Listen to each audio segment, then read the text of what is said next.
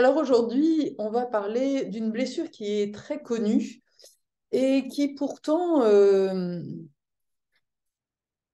mon point de vue, n'est pas forcément expliquée de la bonne manière. C'est la blessure de l'abandon. Pour pouvoir, euh, pour pouvoir la comprendre et vraiment en percevoir toute la vibration, j'ai envie de dire, eh bien, j'ai envie de te dresser un tableau idéal. Déjà, il faut comprendre que la blessure de l'abandon, elle est le plus souvent en lien avec la maman.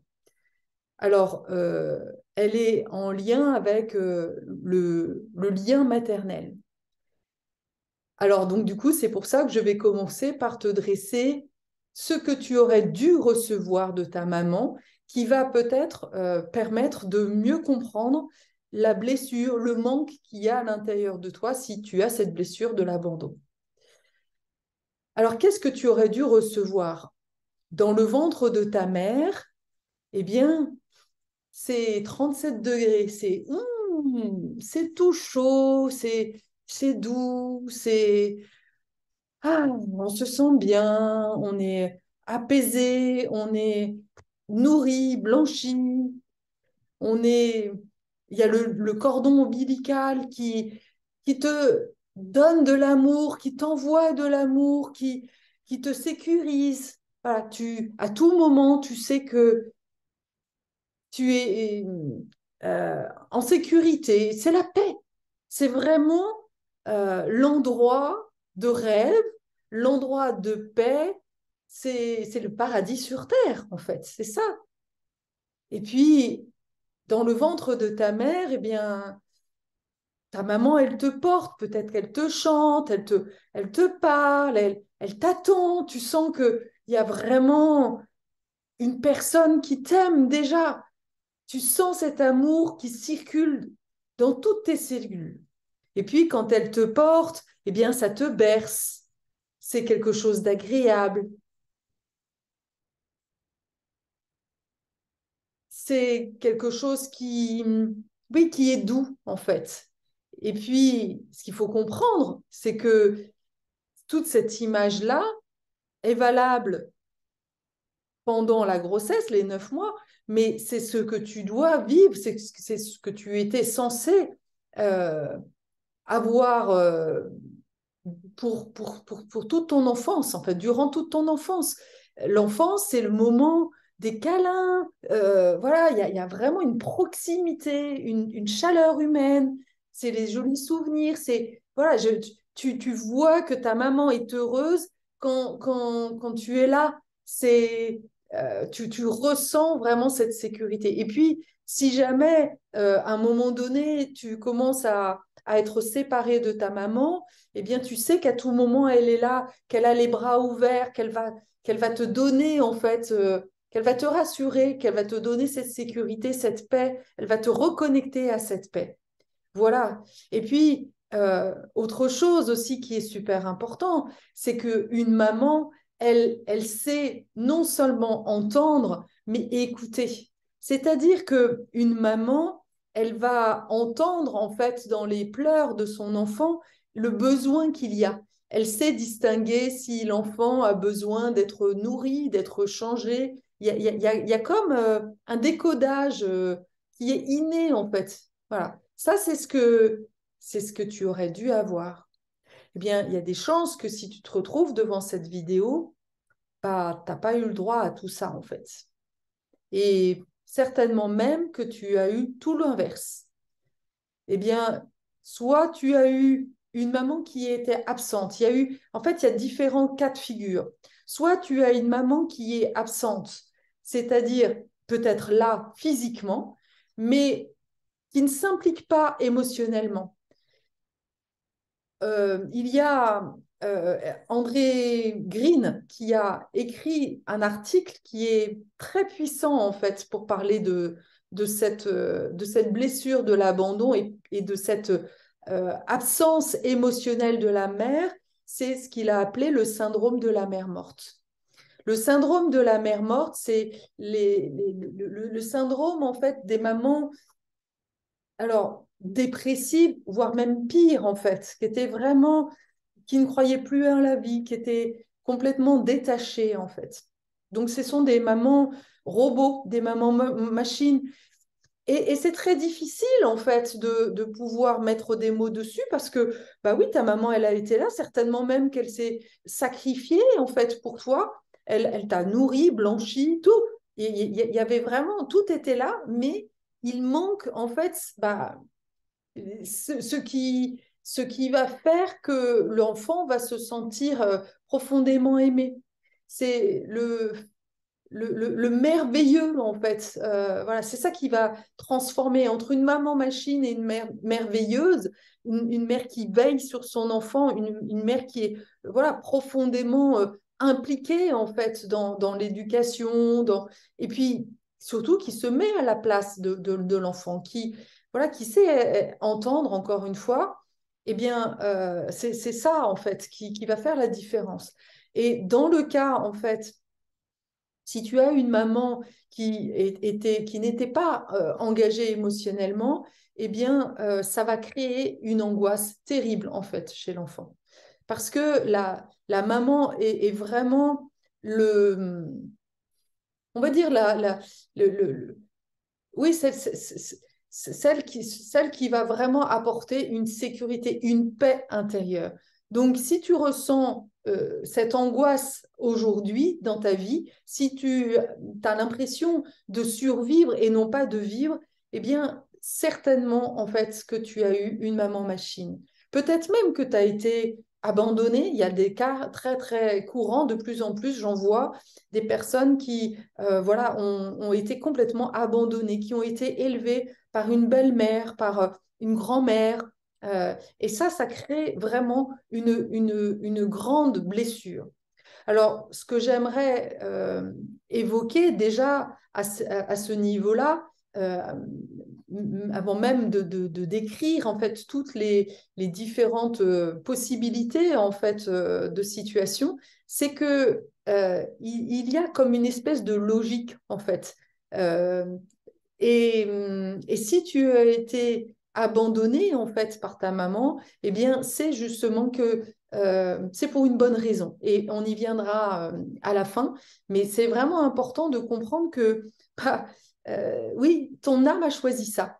Ton âme a choisi de vivre avec de naître en fait, a fait un accord en fait, un accord karmique en fait avec cette maman pour avancer, pour justement sortir d'une situation à tout prix, en fait. Donc, il y a derrière cette blessure fondamentale, hein, qui est vraiment une blessure terrible, en fait, eh bien, il y a un profond désir eh bien, de changement, de grandir, de passer à autre chose, justement.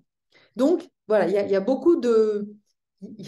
Dans la souffrance, il y a aussi voilà, beaucoup d'espoir. Voilà, c'est ça que j'ai envie de dire. Beaucoup de grâce, en fait. Donc, voilà, ça, c'est vraiment important. Donc c'est la mère, donc je reviens donc dans cette maman qui est absente, elle répond, voilà, elle doit répondre à ses besoins, et donc elle est censée répondre aux besoins de l'enfant. Et il est fréquent que les mamans qui justement ne sont pas impliquées émotionnellement, eh bien, il y a le deuxième cas, c'est la maman qui va demander à l'enfant eh bien, de nourrir, en fait, de le satisfaire. C'est sois gentil de faire ça, sois gentil, voilà, si tu fais ça, alors je serai contente, etc. Ça veut dire que là, il y a un inversement. On inverse les rôles, en fait. C'est l'enfant thérapeute, c'est l'enfant doudou qui va faire tout, en fait, pour satisfaire sa maman. Évidemment, ça sera vain, ça sera jamais assez. Il y a là un kidnapping émotionnel. C'est vraiment important de mettre des mots forts en fait là-dessus parce que un enfant qui n'a pas à qui justement on n'a pas donné en fait suffisamment d'amour, eh bien va sentir un profond vide intérieur. Surtout il va n'avoir de cesse que d'essayer de plaire parce que, et ça c'est vraiment un principe psychologique qui est hyper important à entendre, c'est que l'enfant, en fait, quand il y a quelque chose qui ne comble pas, en fait, qu'il voit en fait ses parents qui sont insatisfaits, eh bien, il va se dire que c'est de sa faute. Donc déjà, en fait, au départ de la vie, l'enfant va se dire, bah voilà, il y a quelque chose qui cloche chez moi. Si maman ne m'aime pas, il n'a pas la possibilité de se dire, ah bah c'est une mauvaise mère, entre guillemets. Non, surtout pas. Et même adulte, il aura beaucoup, beaucoup de difficultés à vraiment se dire, et c'est pour ça qu'il y a besoin en fait de thérapeutes pour que ça soit entendu par quelqu'un d'autre en fait, parce que, enfin, que ça soit dit par quelqu'un d'autre. Parce que même si on le lit dans les livres, eh bien l'enfant va toujours justifier, va se dire ah bah oui mais ma maman elle était dépressive et puis bah elle aussi elle a eu une vie difficile, elle est née pendant la guerre, blablabla. Bla, bla.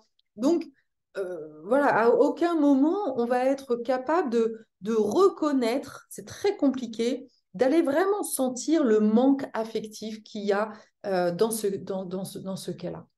Voilà, donc ça c'est le deuxième cas, c'est le cas où la maman est là, mais où elle demande à l'enfant en fait de la satisfaire, de nourrir, de lui faire plaisir, de lui faire des câlins, et à la fois elle ne va elle ne va pas être en mesure en fait de le recevoir. Donc là, ça va créer vraiment une double blessure en fait chez l'enfant parce que lui, il est d'une générosité, l'enfant, il est altruiste hein, et il n'a que de cesse en fait que de vouloir l'amour de sa maman. Mais il ne va jamais sentir le lien en fait. Donc là, il y a une vraie blessure du lien en fait. Et puis, il y a aussi le troisième cas qui est vraiment la matrice morbide. Donc, on l'a dit, c'est aussi en lien avec la mère morte. C'est une mère en fait qui ne peut s'attacher émotionnellement. Là, on trouve eh bien des situations, on va dire des blessures transgénérationnelles de perte d'enfants, de fausses couches. Euh, Moi, dans mon histoire, par exemple, ma maman vient après un enfant mort. Eh bien, voilà, déjà, elle est née en fait dans cette matrice morbide avec une mère en fait qui ne peut s'attacher émotionnellement. Donc, ça va créer beaucoup de détresse en fait.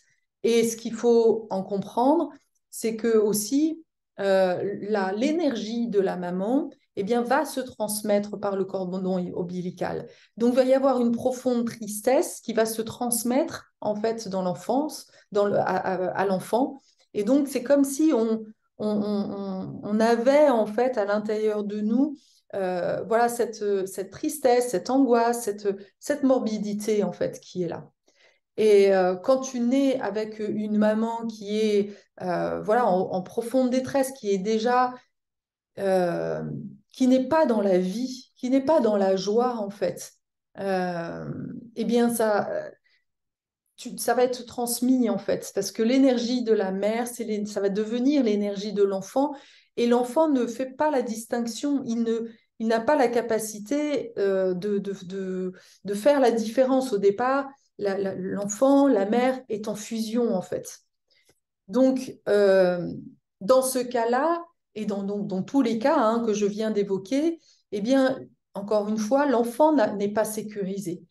Et surtout, il n'est pas sécurisé physiquement, mais surtout, il y a pas de sécurité intérieure. Voilà. Et ce qui veut dire que dans l'inconscient, eh bien, l'enfant va se dire, je ne suis pas digne de sécurité émotionnelle.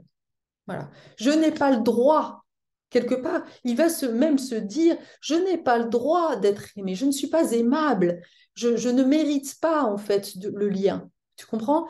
Et c'est ça qui est terrible, en fait, c'est qu'il va se culpabiliser, il va se donner la faute, en fait, il va se flageller quelque part, euh,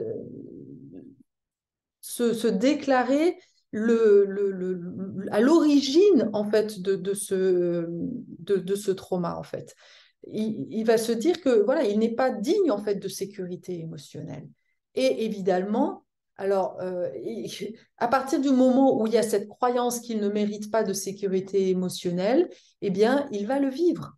Et c'est ça le risque. C'est un risque, encore une fois, ça, c'est pas obligé, mais il y a quand même, on va optimiser malheureusement les chances en fait d'avoir de gros problèmes au niveau en fait de la sécurité émotionnelle. Donc le risque c'est d'être handicapé de la vie privée. Euh, C'est-à-dire que bah, soit toi-même tu te coupes complètement déjà de tout lien, c'est-à-dire voilà, même j'ai envie de dire même au niveau amical en fait, hein, ça peut être une vraie difficulté d'aller en lien avec les autres puisque il y a cette croyance que si tu construis un lien avec l'autre, eh bien tu vas faire du mal à l'autre parce qu'il y a ça derrière aussi. Donc, ça va faire, encore une fois, un handicap de la vie privée. Alors, selon les cas, soit on peut attirer à soi des hommes qui ne veulent pas s'engager, ou même des amis qui vont t'abandonner, puisqu'il va falloir répéter et répéter cette blessure de l'abandon voilà, pour entamer ce travail-là. Donc, des hommes qui ne veulent pas s'engager, des hommes qui sont toxiques, euh, puisque ce qu'il faut bien comprendre, c'est que la, la, l'énergie, en fait, et c'est vraiment une question vibratoire, l'énergie, en fait, que tu as reçue dans le cordon ombilical avec cette mère, en fait, qui était insécure, et là, j'ai donné 3 scénarios, mais en fait, ça peut être une combinaison des 3, hein, voilà, c'est pas forcément séparé. Eh bien, cette insécurité du cordon ombilical, eh bien, toi, tu l'as associée à la sécurité. Tu n'as pas eu d'autre choix. C'est comme si, en fait, une plante bien, devait recevoir de l'eau pourrie, en fait. Elle n'a pas le choix que de grandir avec ça et de se dire, ah bah oui, ça, c'est une bonne eau, en fait. Voilà. Donc, la notion de sécurité et insécurité est complètement biaisé, complètement mélangé en fait. Donc, et c'est pour ça que du coup, dans les personnes que tu vas attirer à toi, eh bien, tu vas reproduire ça, cette insécurité émotionnelle. Tu vas tomber peut-être aussi sur des hommes voilà, qui sont dépressifs, qui sont des grands enfants, des hommes à prendre en charge, puisque c'est ça que tu as tenté à faire avec ta mère et tu n'y es pas arrivé. Donc, c'est ça que tu vas reproduire en fait. Et puis, surtout, ce qui est très challengeant, et c'est ce qui est très, très perturbant, c'est que si tu rencontres un homme qui est prêt à te recevoir, qui est prêt à t'aimer, qui euh, te, vraiment te valorise, et tu vas être très touché de ça en fait, qui a des beaux projets en fait avec toi, et bien là, quelque part, tu risques en fait de partir en courant. Pourquoi? Parce que bah, tu as tellement peur en fait que ça ne dure pas, que voilà que ça d'être abandonné encore une fois. Eh bien, ça, tu préfères abandonner l'autre plutôt que de te faire abandonner. Et puis, il y a eu surtout cette mémoire que tu as été dépendante, la fusion avec la maman, de toute façon, tu n'as pas le choix hein, dans ton enfance. Cette dépendance-là, eh bien, a été douloureuse, en fait. Donc, il y a cette mémoire-là que, oula, dépendance, non, non, surtout pas, en fait. Ça t'a fait souffrir. Donc, si tu tombes sur un homme prêt à t'aimer, alors, voilà, ça ne va pas être simple pour toi. L'engagement affectif, quand on a une blessure de l'abandon, c'est très, très compliqué. Voilà. Autre difficulté, c'est la maternité. Puisque ayant un modèle maternel défaillant, eh bien, il y a le risque de justement faire tout l'inverse, en fait, d'être trop envahissante pour tes enfants, de vouloir en faire trop, euh,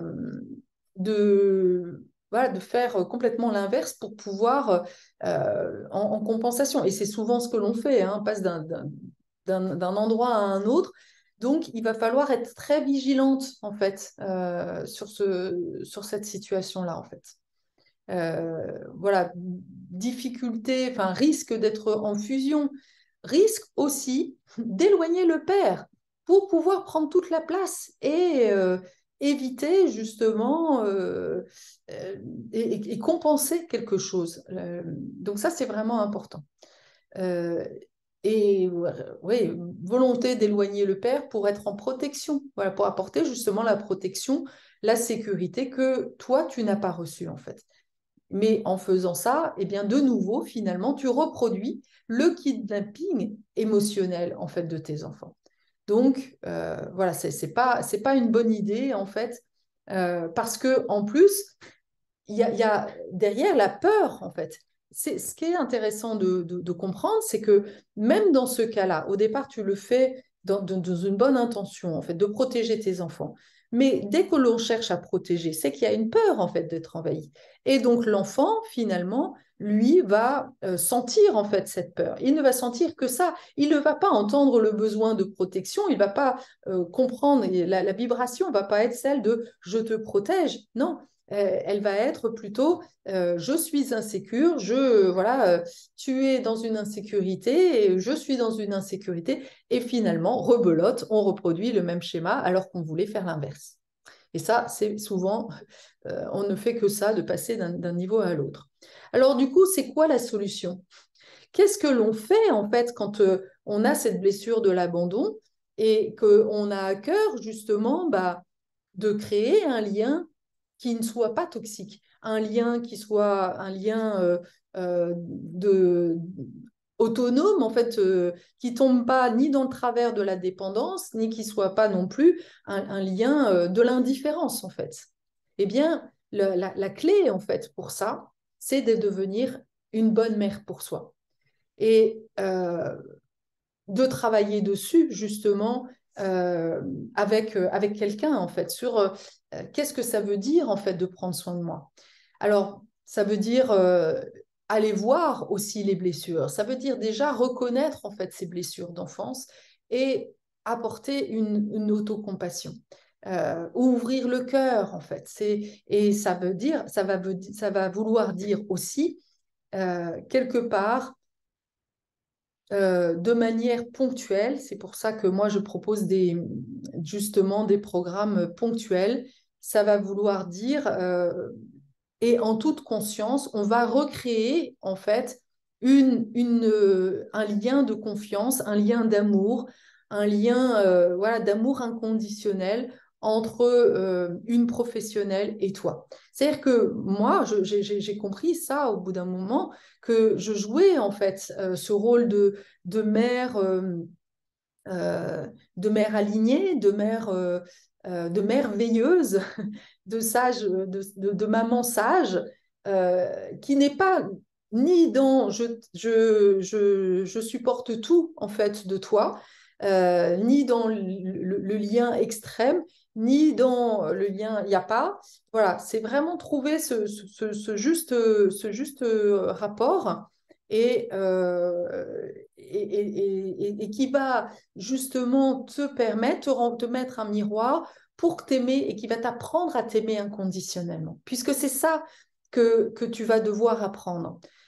Quand on regarde un bébé, si tu as la chance d'être maman, tu connais ça. Quand tu vois ton enfant, quand tu regardes ton enfant avec amour, ou même avec un animal, parce que souvent, voilà, quand on n'a pas d'enfant ou qu'on a un lien à l'enfance qui est difficile, eh bien souvent, il va y avoir un transfert avec des animaux. Eh bien, voilà, quand tu regardes un animal, tu l'aimes inconditionnellement. tu vas pas lui dire, et un enfant, c'est pareil, tu vas pas lui dire, bah, je t'aime voilà, je t'aime, mais à la condition que tu deviennes Miss France. Non, c'est, voilà, je t'aime, c'est, waouh, et puis je suis même émerveillée, en fait, d'avoir fait un être comme ça. Eh bien, ce lien-là, ce lien d'amour inconditionnel, celui que l'on a vu au début, en fait, que je t'ai décrit, la vision idéale, eh bien, c'est le lien que tu vas devoir tisser avec toi-même. C'est je t'aime inconditionnellement, je m'aime inconditionnellement. Et vraiment, donc du coup, il y a vraiment un travail à faire de se reconnecter à son enfant intérieur. C'est finalement accoucher de soi-même, voilà, de manière inconditionnelle. Voilà. Euh,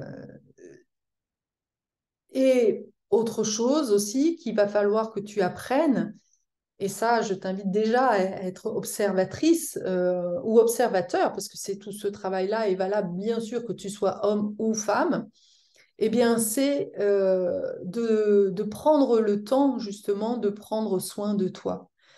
Et souvent, justement, le travail, un travail où tu es invité à investir sur toi va être difficile pour beaucoup d'entre nous, voilà, d'entre nous, parce que bah, j'ai encore une fois cette blessure que je ne mérite pas, que je n'ai pas de valeur. C'est ce que j'ai entendu, c'est ce que j'ai compris en fait du non-lien, du non-amour de ma mère. Et donc, quelque part, déjà, le fait de prendre soin, de prendre du temps ou de prendre de l'argent pour prendre soin de toi, eh bien, déjà, c'est un geste très symbolique. Ça veut dire que, bah oui, tu t'accordes de la valeur. Donc, c'est le début, en fait, d'un chemin initiatique, d'un chemin d'amour vers toi, en fait, de dire, bah oui, je mérite. Si tu commences à investir sur toi, c'est que tu sens qu'il y a de la valeur derrière, en fait. C'est que tu t'accordes cette valeur. Et le besoin de donner du temps, puisque le temps, c'est de l'argent hein, dans notre société, eh bien, c'est pareil. S'octroyer du temps pour soi sans avoir l'impression de gâcher du temps, c'est un sacré travail. C'est vraiment quelque chose qui parfois peut prendre beaucoup de temps parce que c'est pas, voilà, c'est pas ce que tu as entendu. Donner du temps aux autres, te sacrifier pour les autres, répondre aux besoins des autres, ah ben alors ça, tu sais faire à merveille. Mais aller à la rencontre de toi-même, et aussi, ce qui est très important, c'est d'aller te questionner sur, mais de quoi j'ai besoin? De quoi j'ai envie? Parce que quand on a cette blessure de l'abandon, finalement, on s'est abandonné nous-mêmes.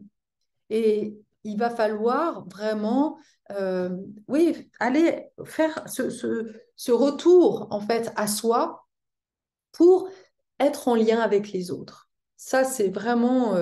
et c'est magnifique d'ailleurs parce que c'est tout le sens justement de cette incarnation. Si tu as cette blessure profonde en fait de l'abandon et d'autres encore, la blessure de la différence, eh bien, il y a fort à parier que justement, tu sois là euh, pour pouvoir incarner une autre façon d'être à l'autre. Puisque tu le sais, et ta maman, quelque part, en est un symbole, ta maman, elle s'est sacrifiée et elle a fait semblant, en fait. Elle a fait semblant vis-à-vis de toi, mais il y a fort à parier qu'elle a fait semblant sur tous les niveaux de sa vie. Elle s'est oubliée elle-même et elle s'est sacrifiée. Elle a sacrifié certainement sa vie professionnelle, ses désirs, ses rêves, sous le sceau, en fait, de la maternité. Combien de femmes, combien de mères ont fait ça, en fait? C'est toute l'histoire de nos ancêtres, de nos grands-mères, de nos mères, de nos grands-mères. Donc, parce que justement, elles n'ont pas été aimées. Et c'est aussi l'histoire de nos pères, d'ailleurs, qui eux-mêmes, en fait, n'ont pas eu cet amour et qui vont compenser ce manque d'amour par une carrière voilà, ou un côté taiseux qui va être déconnecté de ce lien d'amour, en fait. eux ne se sont pas posé la question de pourquoi, en fait, ils vivaient ça. Ils ont fait avec. Et toi, quelque part, bah, tu prends des charges, tu as pris le fardeau. Pour toi, ce n'est pas possible, en fait, de faire avec. Donc, eh bien, la solution pour en sortir, ça va être de devenir une mère pour soi-même, pour sortir de ce schéma. Alors, le schéma de soit de dépendance affective, ou d'ailleurs, dans le schéma de la dépendance affective, il faut bien comprendre qu'on est deux. On est deux dans des opposés. Donc, il y en a un, en fait, qui donne, parce que justement, il n'est pas connecté à ses besoins, et il n'est pas capable de sentir quand, quand, quand c'est pas plus juste pour lui. Il donne, mais évidemment, dans l'espoir, en fait, de recevoir. Donc, c'est pas une bonne façon de donner, c'est pas une façon juste, en fait, de donner. C'est une façon excessive. Et puis, de l'autre côté, en fait, de la dépendance affective, eh bien, il y a un espèce de trou béant. C'est-à-dire que tu donnes, c'est comme si tu mettais des choses en fait dans un puits, mais que de toute façon, quoi que tu mettes, le puits se comble jamais. Et ça, c'est l'histoire que tu as vécue avec ta mère. Et donc, pour pouvoir revivre ça, eh bien, tu vas trouver une personne, c'est la deuxième personne en fait de la dépendance affective, qui est voilà un espèce de trou béant où quoi que tu donnes, de toute façon, ce n'est jamais assez. Il n'est jamais satisfait et c'est pour ça que on vit souvent en fait des relations toxiques, pervers narcissiques, etc. Mais peu importe le nom, en fait, l'idée, c'est vraiment de comprendre que ces relations-là, elles sont là, en fait, pour te montrer un schéma que tu nourris. Il n'y a pas de pervers narcissique sans j'ai envie de dire, d'affamé émotionnel. Et donc, toi, tu es mendiante de l'amour et à la fois incapable de le recevoir. C'est comme voilà, un petit oisillon qui est là, affamé, qui attend en fait la nourriture. Mais finalement, comme je l'ai dit précédemment, si on te dit, ah bah oui, je t'aime, etc., toi, tu te barres. Donc là, voilà, c'est important de prendre conscience que déjà à l'intérieur de toi, il y a quelque chose qui n'est pas harmonisé, euh, qui n'est pas nourri, qui n'est pas voilà. Donc on ne peut pas créer un lien, euh, on va dire sain, voilà, et un lien d'amitié, donc un lien amical, un lien amoureux ou un lien maternel et un lien aux parents aussi, c'est très important, sans avoir fait ce chemin-là. C'est quoi le grand changement en fait qui va opérer? Eh bien, c'est que justement, eh bien, le lien, il va partir de quelque chose qui est apaisé, qui est c'est-à-dire qu'à partir du moment où je me reconnais, où je m'aime en tant que, voilà, je m'aime de manière inconditionnelle, eh bien, je n'ai plus besoin de l'autre, en fait, pour m'aimer. L'autre est une cerise sur le gâteau. Évidemment que on a envie, en fait, d'une relation, mais elle n'est pas, euh, elle n'est pas toxique. C'est une relation saine. C'est une relation où on est deux êtres autonomes et du coup, on ne tombe pas dans les extrêmes, en fait. Et on ne va pas non plus, du coup, nourrir ce vide ou ce manque, en fait. C'est un lien où on est capable de dire à l'autre, bah non, là, ce que tu dis ou ce que tu fais ne me convient pas. Ça ne veut pas dire que tu es mauvais ou tu es je sais pas quoi. Non, c'est ça, ce n'est pas possible pour moi. Donc on devient vraiment les gardiens, les gardiennes en fait de quelque chose qui est bon pour nous, de notre royaume intérieur, de notre équilibre intérieur. Donc ça, c'est vraiment important euh, pour pouvoir créer un lien harmonieux. Eh bien, ça va être super important. Et puis, autre chose aussi, qui est très difficile quand on a une blessure d'abandon, c'est que quand on a besoin de quelque chose et que l'on ne peut pas se le donner, alors qu'est-ce qu'on fait? Quand tu as quelque chose, imagine que tu sois malade en fait, tu sois démuni et que du coup, bah, tu peux pas aller faire des courses ou je sais pas, ce genre de choses. Alors tu fais comment? eh bien, tu demandes. Et demander quelque chose pour quelqu'un qui a une blessure de l'abandon, c'est très compliqué. Parce que bah, on a l'impression, soit on risque d'aller dans l'exigence, parce que bah oui, non mais quand même, je ne suis pas bien, machin, et là ça va pas. Mais si on dit s'il te plaît, voilà, s'il te plaît, là voilà, je me sens fatiguée, euh, eh bien, j'aimerais que tu prennes soin de moi.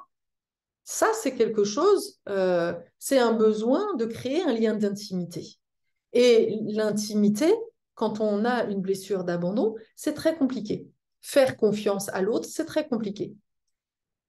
On ne montre pas sa fragilité à tout le monde. Et c'est ça aussi qu'il faut bien prendre en compte, c'est que on ne, on ne va le fait de demander à quelqu'un, ça veut dire déjà savoir aussi identifier si la personne est réceptive, en fait. Si tu demandes à quelqu'un qui, justement, n'est pas en fait dans cette même vibration, où tu n'as pas créé un lien de confiance, eh bien, c'est là où ça risque de créer des problèmes. C'est là aussi où se créent les problèmes dans le couple, en fait. Parce que souvent, on attend quelque chose, et quand il y a des attentes, il y a forcément des déceptions. Demander ne veut pas dire exiger. Et ça, c'est quelque chose aussi à comprendre. C'est OK, je demande et j'accepte que l'autre me dise non. Moi, j'ai vraiment appris ça au niveau de l'amitié d'ailleurs, hein, parce que bah oui, quand j'étais pas bien, j'attendais que l'autre devine que j'aille pas bien, mais ça c'est pas possible. L'autre n'est pas ma mère. Donc et puis je n'osais pas demander. Et puis après je reprochais. Enfin, tout ça, c'était complètement dysfonctionnel. Et puis, bah, à force justement de travailler là-dessus, eh bien, j'ai pu construire aussi de relations amicales où là, eh bien, c'est super fluide en fait. On- je peux lui demander, voilà, par exemple, on s'est donné avec ma meilleure amie, on s'est donné un mot-clé où, voilà, c'est un espèce de help. Si je dis help, eh ben, elle sait que c'est vraiment important parce qu'on a vécu plusieurs fois en fait des situations où j'ai essayé, où elle avait essayé de me dire bah oui là je vais pas bien et puis bah l'autre est aussi parfois pas bien.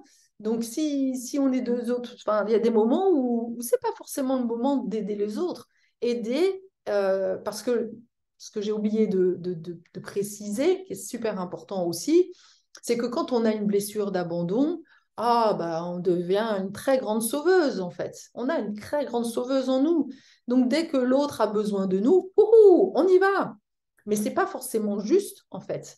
Je suis pas forcément, j'ai pas forcément le temps, j'ai pas forcément envie, en fait, d'aider l'autre. Donc, si je le fais malgré moi, eh bien, ça sonne pas juste. Et ça, eh bien, des personnes comme moi, on le sent tout de suite, en fait.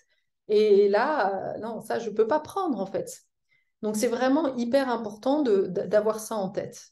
Et puis, le dernier point, par rapport à la blessure d'abandon, euh, c'est que ce n'est pas parce que tu es sortie du ventre de ta mère que tu es vivante.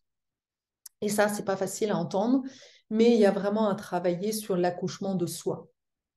Parce que quand on a cette blessure de l'abandon, tu l'as compris, hein, il y a une blessure, il y a souvent une connotation morbide en fait, hein, donc il y a un lien vie-mort qui est, on est vraiment là, on est sur un fil en fait, on est un peu un funambule, hein.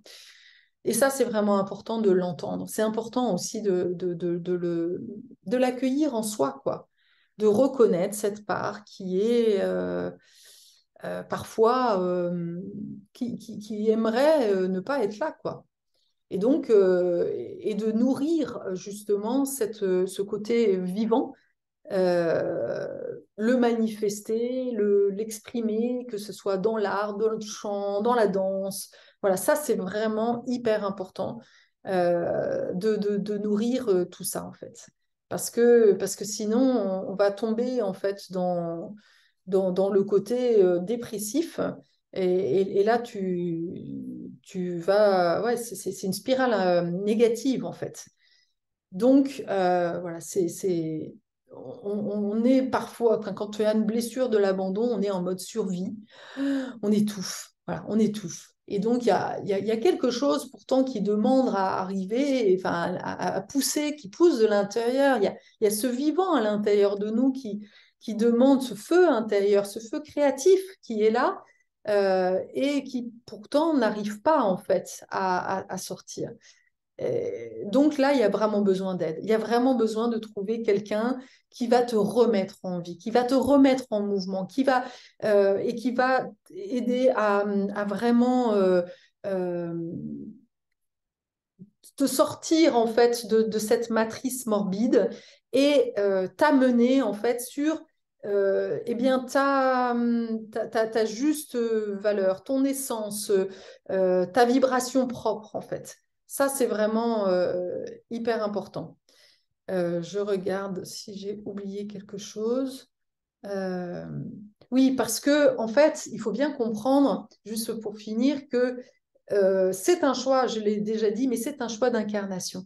Et finalement, ce côté dépressif est un moyen, en fait, que ton âme a trouvé pour te pousser à évoluer, voilà, pour sortir de ce karma de répétition, où ton âme n'a plus rien à apprendre là. Et c'est ce que tu dois quitter. Donc, il y a un chemin de renouveau, quelque chose à vivre qui te ressemble, un mouvement naturel de ton être à retrouver. Et ça, c'est le chemin en fait que tu dois faire. Donc, je le répète, si pour toutes les personnes qui ont moins de 35 ans, donc si tu es la mère d'un enfant qui a moins de 35 ans, mais que tu sens qu'il n'est pas bien, si toi-même, en fait, voilà, tu as moins de 35 ans et que tu ne vas pas bien, eh bien, sache qu'en ce moment, jusqu'au mois d'avril, eh bien, je vais proposer une offre vraiment très particulière pour les jeunes parce que j'ai à cœur, parce que je sais que plus on fait ce travail-là tôt, et plus il est puissant, plus il est efficace. Donc, n'hésite pas à prendre rendez-vous avec moi. Je vais mettre le, le formulaire en fait à me remplir voilà, pour travailler avec moi. Et déjà pour faire une première séance gratuite, pour apprendre à se connaître, pour voir voilà, si on est sur la bonne longueur d'onde, parce que c'est vraiment une histoire de vibration. Tout ça est une histoire de vibration. Et donc, bah, ce chemin-là de sortir en fait de cette blessure de l'abandon, je l'ai fait. Et donc, bah, c'est ça qui m'a amené justement à découvrir et à me dire, mais non, mais ça, c'est le sentiment d'avoir une clé, d'avoir découvert une clé, de retrouver cette joie de vivre en fait à l'intérieur de moi. Bah, je me suis dit, il faut que je la transmette en fait. C'est vraiment hyper important. Donc, si ça t'appelle, eh bien, écris-moi, envoie-moi ta bouteille à la mer, à la mer. Et voilà, je me réjouirais de la recevoir et voilà, de te recontacter pour pouvoir faire une première séance gratuite pour faire ce chemin-là. Voilà, je te dis, j'espère que cette vidéo t'aura plu, que si elle t'a nourri, si elle t'a vraiment permis de clarifier des choses, n'hésite pas à mettre un petit pouce, à mettre des commentaires, puisque ça aussi, ça aide à la visibilité, à m'envoyer, enfin, à m'abonner sur ma chaîne. Et je te dis à bientôt pour une autre vidéo.